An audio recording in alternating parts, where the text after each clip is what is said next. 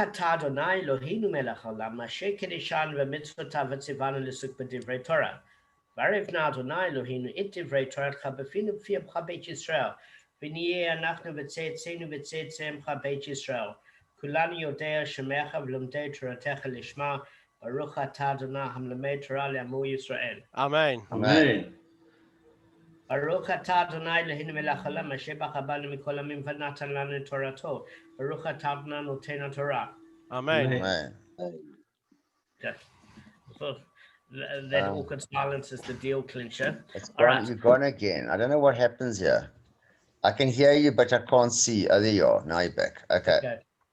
All right. So we're doing the Mishnah Brura. I'll just tell you where we are. We're talking about making a new brocha on the cup that was benched on. And that's by Rabbi Daniel Brody. And it's the Mishnah Brura, chapter 183, and the Shulchan Aruch, chapter 190. Okay. So basically, we learned that after the one who benches on the cup of wine drinks from it, he should then give it to his wife to drink from. If he is a visitor, he should give it to the host. Okay. In addition, the others that are present at the meal and the bread and those that are partaking of the benching should also drink from it. The question is, do they make a new brocha of Borei Priya Gafen or relying on his? In other words, are the Yoitzi in his brocha, or do they have to make their own Bri Hagafen since they're sharing it? So, number one, if the one making the brocha definitely had in mind to cover the other people present, and they too had in mind to be covered by his brocha by listening to it, they don't need to make a new brocha. But if the one making the brocha never had in mind to cover anyone else or someone in particular, then that person is not covered by the brocha and he must make it himself. Similarly, if a person was sitting far away from the one who made the brocha and never at all expected to drink from the cup, and thus didn't focus on his brocha to be covered by it, he's not covered by the brocha. He must make it himself before drinking. But if the person thought to himself at the start of the brocha, in other words, of the one who benched, I'll rely on his brocha if the wine actually gets to me, then he does not need to make a new brocha. In all cases, if the one listening spoke before starting to drink, he must make a new brocha. This is because speaking between the brocha and the drinking disconnects them. It's a hefsek, and the brocha must be repeated. Okay. All right. So one of the reasons I'm bringing this up is that what happens in the morning is, because we do this before many of you have a chance to daven shacharit, and many of you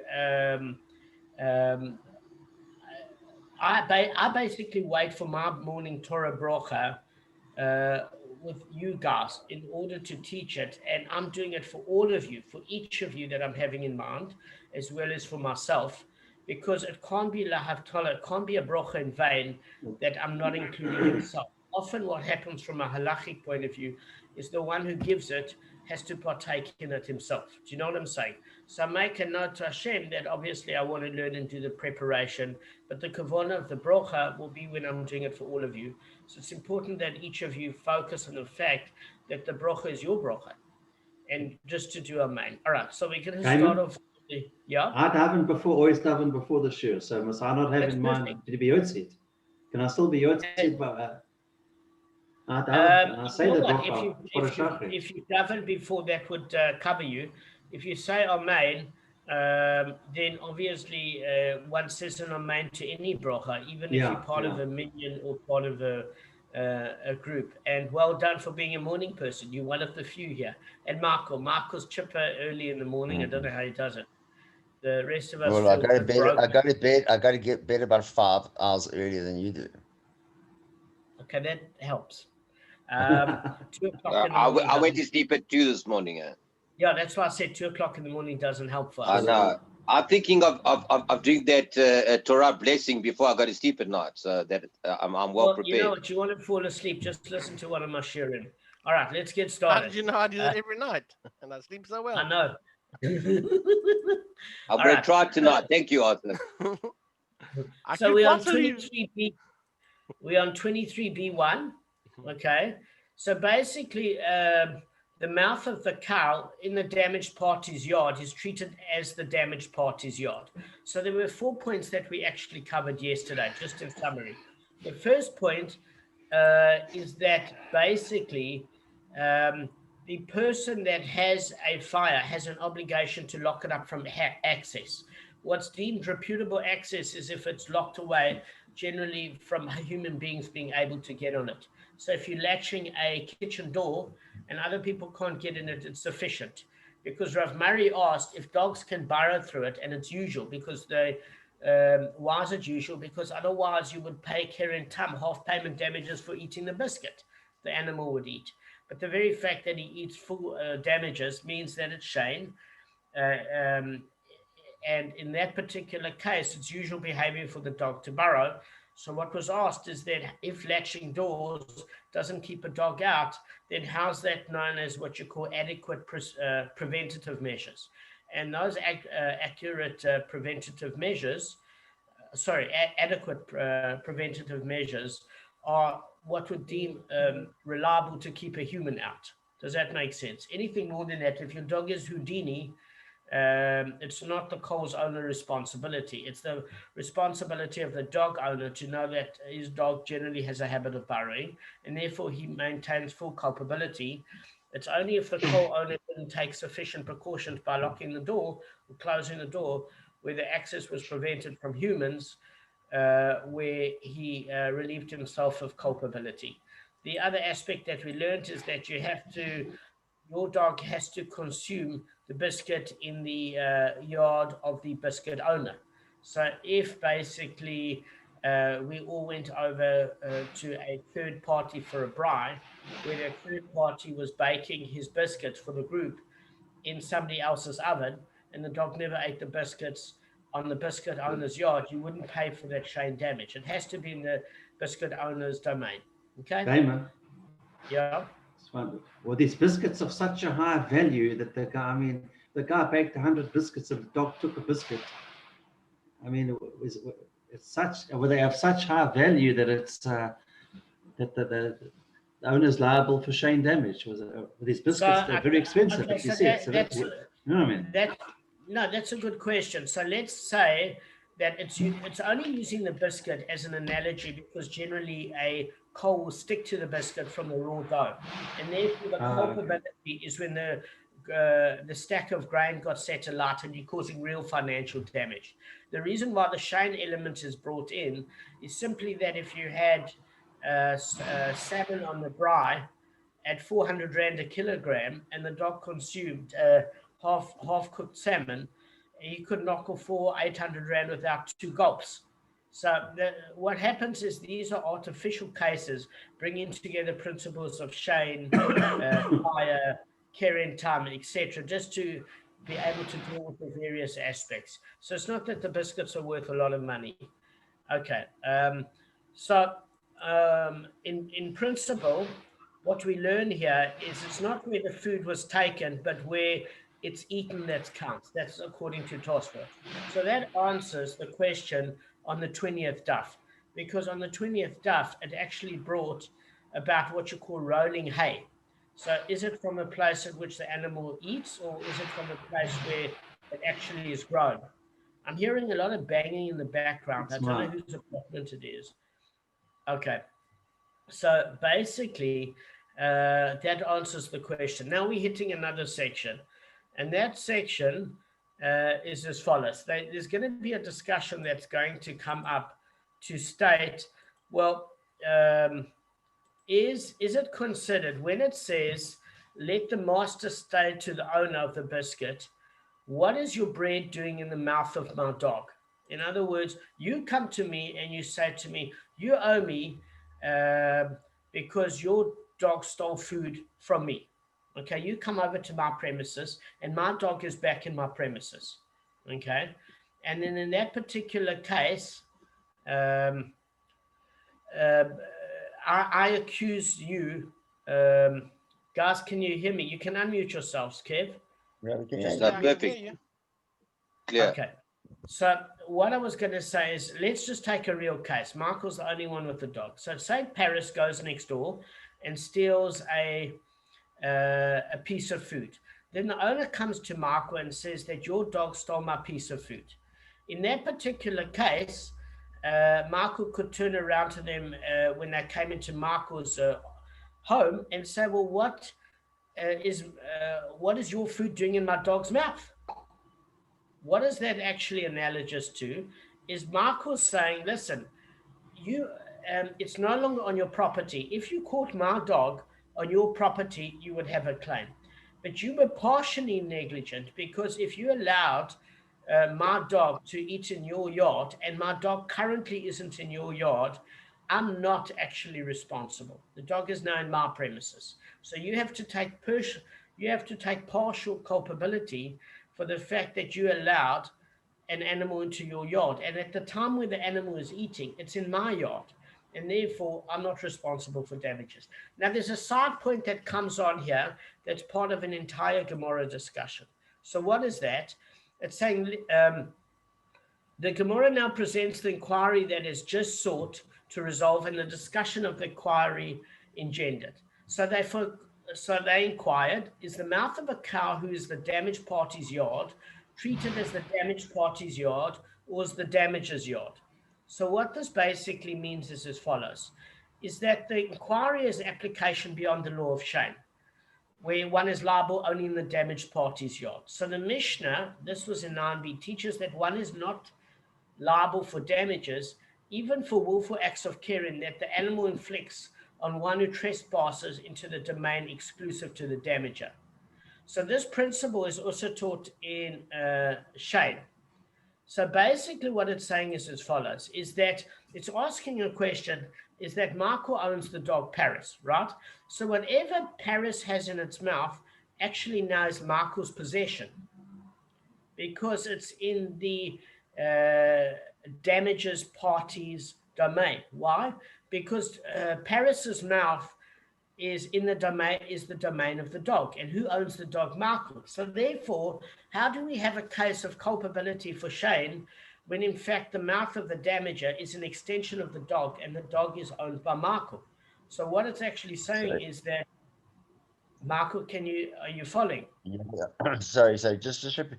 Sorry, the damager, sorry, is the damager we're talking about? Let me repeat it in a simple sentence. Yeah. It's saying, fine, we understand a case where Paris, the neighbor rocked up at your place and Paris is unknown to you, eating food that you don't recognize from your kitchen. And the neighbor turns around and says, your dog stole my food. And Michael said, but what is your food doing in my dog's mouth? Meaning the dog's in my premises now. I don't know what it got up to. And why. But I'm the damager. I'm the damager because my dog damaged. Yeah. So now the point of the Gemara focuses for the next 3 pages on the following. It says basically, if you have a look at who owns the dog, it's Marco. Marco owns the dog Paris.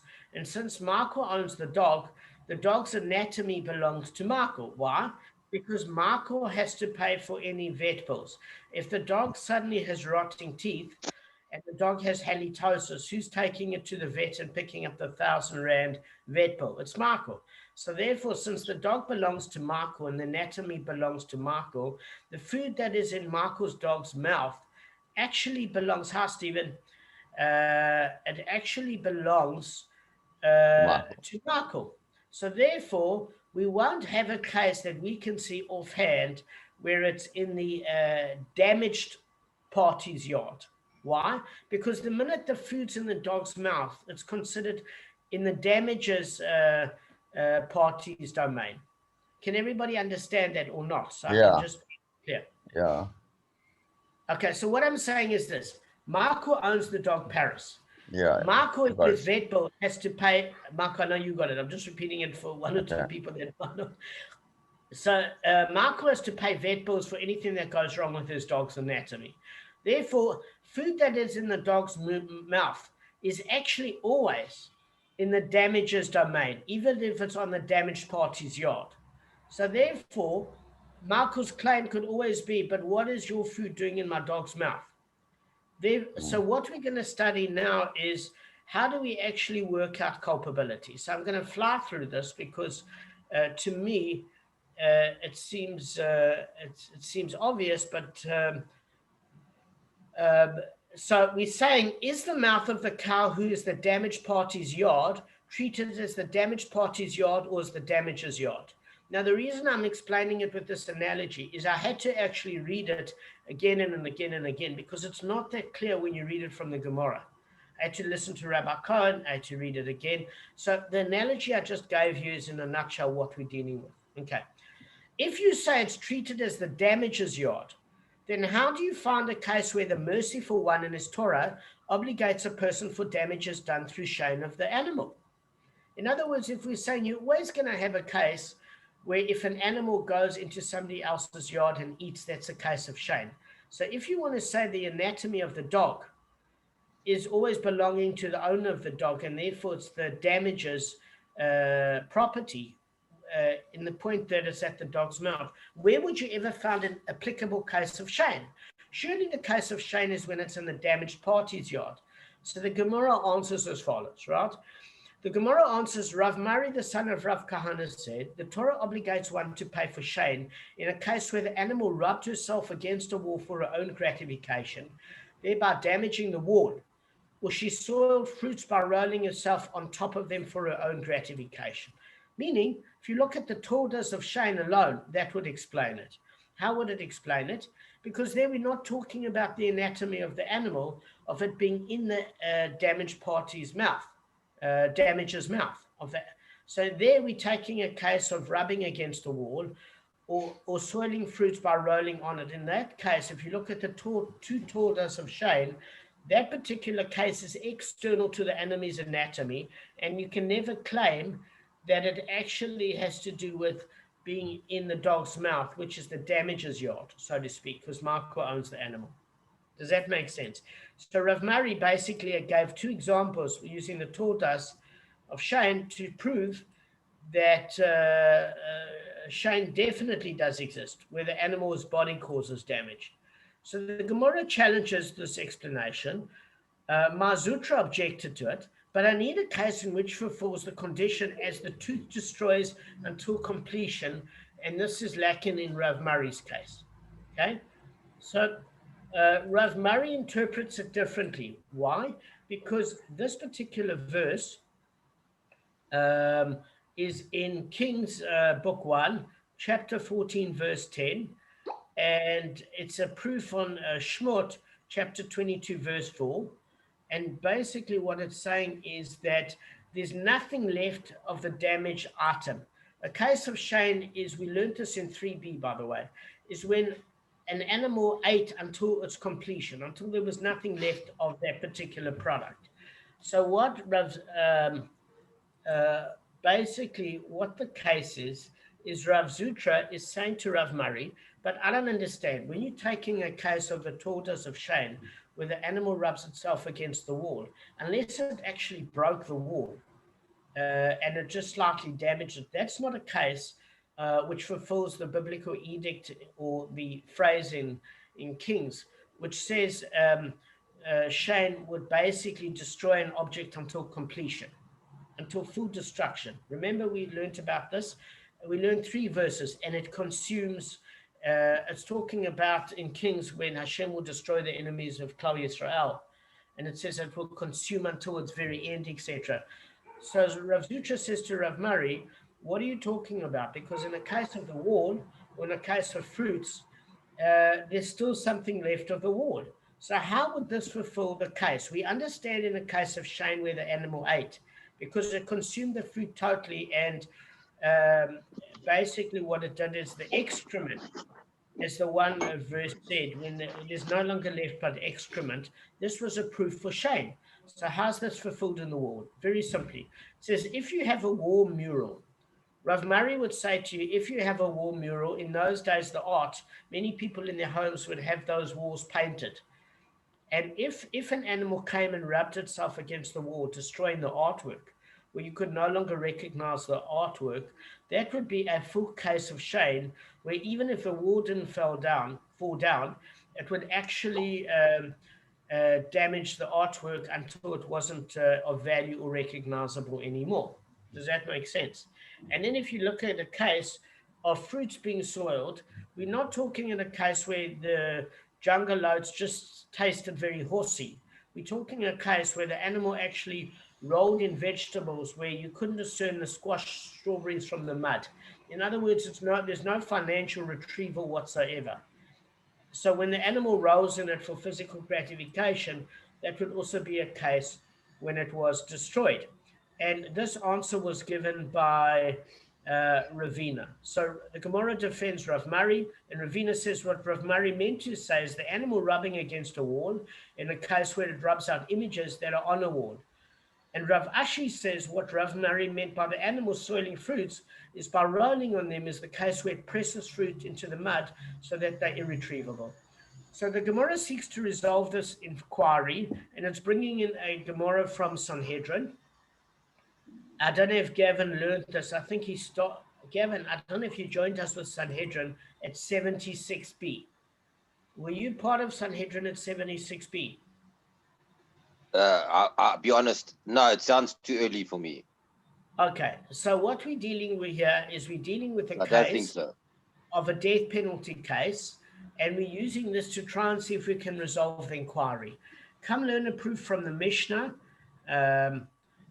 in Sanhedrin, and in Sanhedrin 76b, and that Mishnah says as follows: if one incited a dog against a person or incited a snake against him, he is not liable.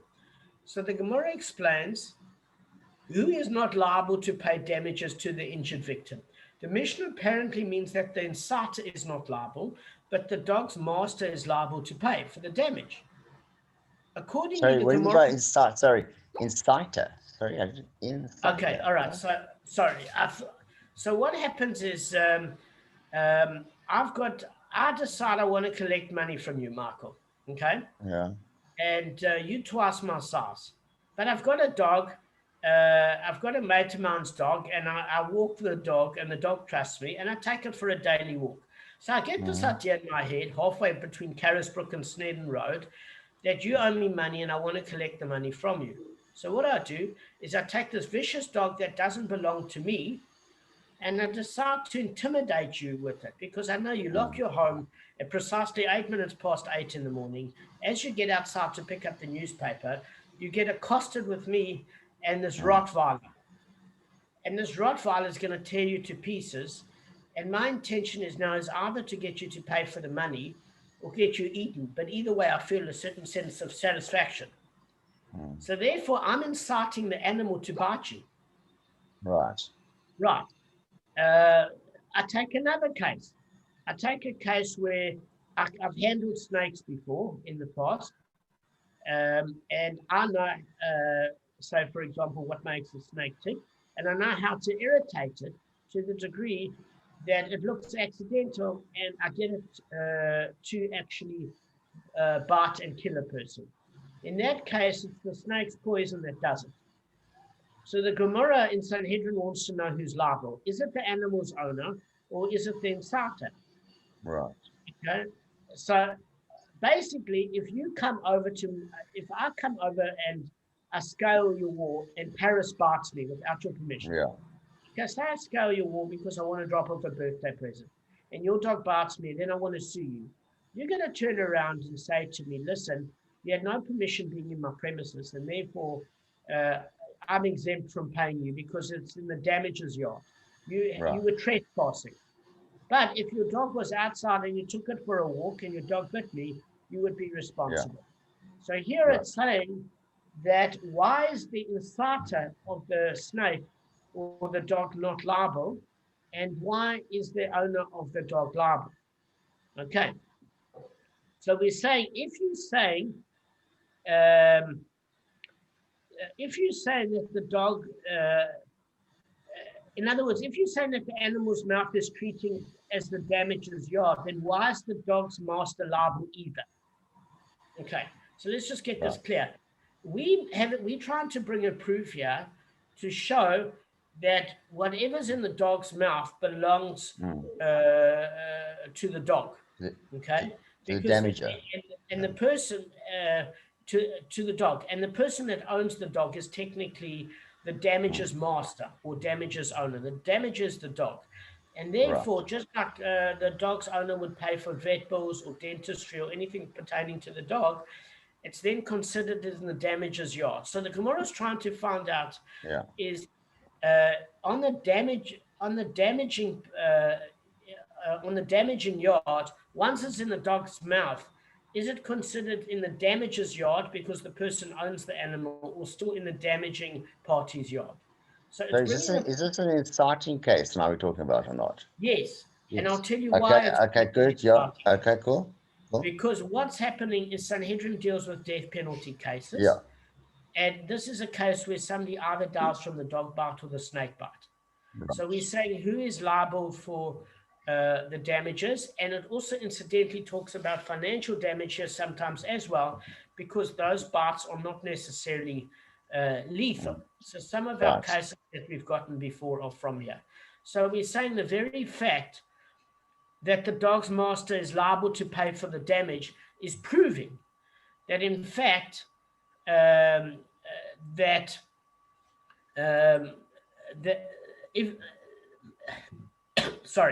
if you say that the animal's mouth is treated as the damages yard, then why is the dog's master liable either? I'll give you an example. Let me tell you why. Take a case of So Dan, are you saying now in the insightful in this? Well, this is what I understand. What you're saying now. You're saying when the dog's incited to hurt somebody, and it's not the owner who's bought it, it's somebody else. You're saying the owner himself, who's not there, doesn't know about it, is actually responsible. Is that what you're saying? Yeah. Let's take that out the case at the moment. Yes, but let's take that out the case at the moment, because that's what's adding to the confusion. Let me have a straightforward case with you. Okay. What it's saying is here is that in a case where I'm inciting my animals to attack or kill somebody else, it's saying that the dog's master is not that the dog's master is liable to pay for the damager, but the inciter is not liable. We're going to find out separately why they incite, because it seems crazy. It seems counterintuitive, because the person that's inciting the animal should be responsible. If somebody's taking my animal for a walk and they're setting my animal upon you, Michael, why am I as the animal's owner responsible? Because I'm not a party to knowing this. Yeah, but you shouldn't have that. You shouldn't have the animal. You probably shouldn't have the animal in the first place. But that's besides the point. You know, that's exactly besides the point, because at the end of the day, what we're saying is as follows, to keep it simple, is the question is, why is the dog's master liable to pay for damages? Okay? We're going to get to that issue as a separate, but that's a side issue. I want to just address the main issue. So the main issue is, if you're saying that the dog's master is liable, okay, that's a separate, this whole thing of rolling in Sanhedrin is a separate issue. But if you're saying that the dog's master is liable, why would it be liable if the dog's mouth is considered in the damages yard? Let me explain to you what I'm saying here. You break into my premises and my dog attacks you. That is the damages yard. My dog damaged you, but you trespassed into my premises. Therefore, I'm not liable to you. Right. Again, guys. Yeah. No, I'm just telling the rest of the guys. You come into my premises without permission. You get bitten by the dog and you want to sue me.